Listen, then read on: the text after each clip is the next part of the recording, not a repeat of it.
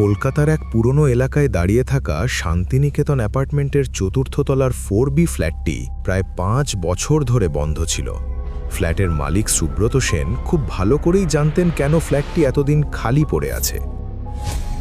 বহু বছর আগে সেখানে থাকত অমিত ও মেঘলা নামের এক দম্পতি। শুরুতে তাদের সংসার স্বাভাবিক থাকলেও ধীরে ধীরে তাদের মধ্যে অশান্তি বাড়তে থাকে। প্রায় প্রতিদিনই ঝগড়া, চিৎকার আর ভাঙচুরের শব্দ শুনত পাশের ফ্ল্যাটের মানুষজন।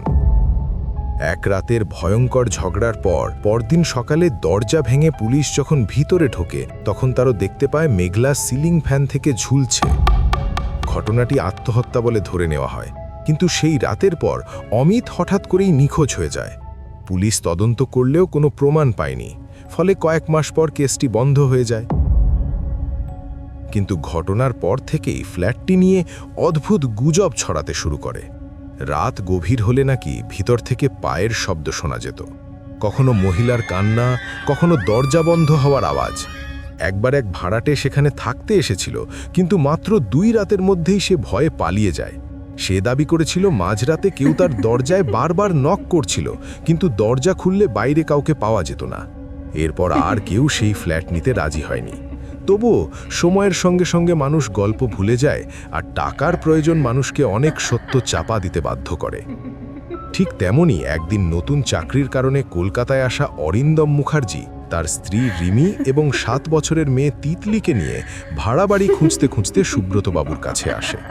সুব্রতবাবু কোনো কথাই না বলে তাদের সেই 4B ফ্ল্যাটটি দেখান।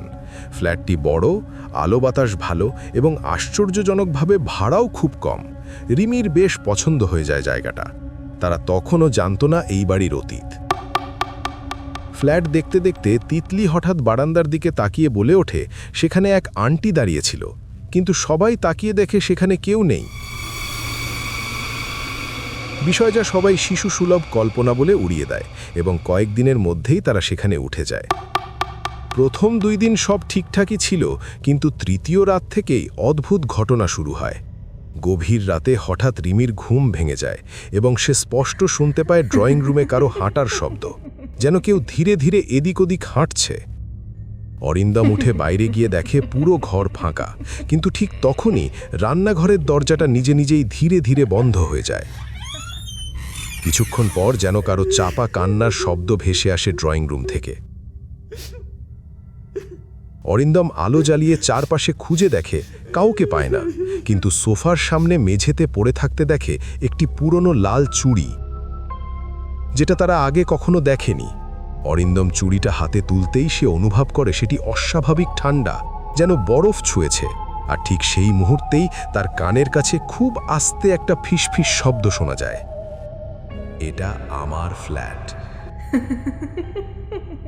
সেই রাতের পর থেকে তাদের সাথে প্রায় প্রতিদিনই ভৌতিক ঘটনা ঘটতে থাকে। মাঝরাতে দরজায় নক শোনা যায়, কিন্তু দরজা খুললে বাইরে কেউ থাকে না। তিতলি প্রায়ই বলে যে এক দুঃখী মুখের আন্টি তার সাথে কথা বলে এবং বলে এই বাড়ি তার।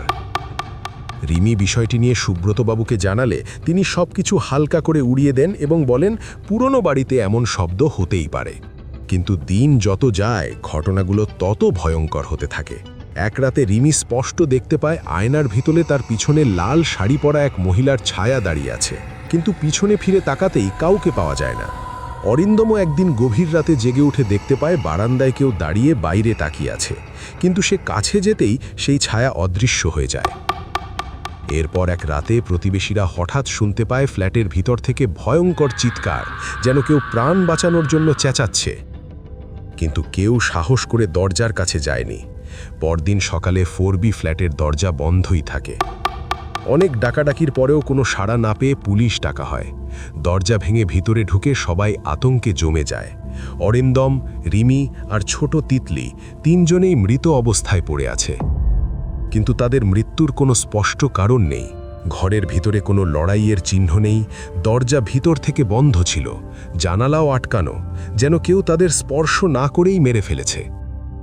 পুলিশ তদন্ত করে কিছুই খুঁজে পায় না এবং কয়েক মাস পর কেসটি রহস্য হিসেবেই বন্ধ হয়ে যায়। কিন্তু ঘটনার কয়েকদিন পর পাশের ফ্ল্যাটের এক বৃদ্ধা রাতে ঘুম ভেঙে স্পষ্ট শুনতে পান ড্রয়িং রুম থেকে ৩ জন মানুষের ফিসফিস করে কথা বলার শব্দ, একজন পুরুষ, একজন মহিলা আর একটি ছোট মেয়ের হাসি। তিনি ভয়ে দরজার কাছে গিয়ে কান লাগাতেই হঠাৎ সেই পুরনো মহিলার কণ্ঠ শোনা যায়, খুব ধীরে, খুব ঠান্ডা গলায়, এখন আর আমি একা নই, এই ফ্ল্যাটে এখন আমরা 4 জন থাকি। পরদিন সকাল থেকে আবার ফ্ল্যাটটি বন্ধ হয়ে যায়, কিন্তু আজও গভীর রাতে অ্যাপার্টমেন্টের করিডোরে দাঁড়ালে অনেকেই শপথ করে বলতে পারে 4B ফ্ল্যাটের ভিতর থেকে কখনো কান্না, কখনো হাসি আর কখনো ধীরে ধীরে ফ্যান ঘোরার শব্দ শোনা যায়, যেন কেউ এখনো সেখানে ঝুলছে।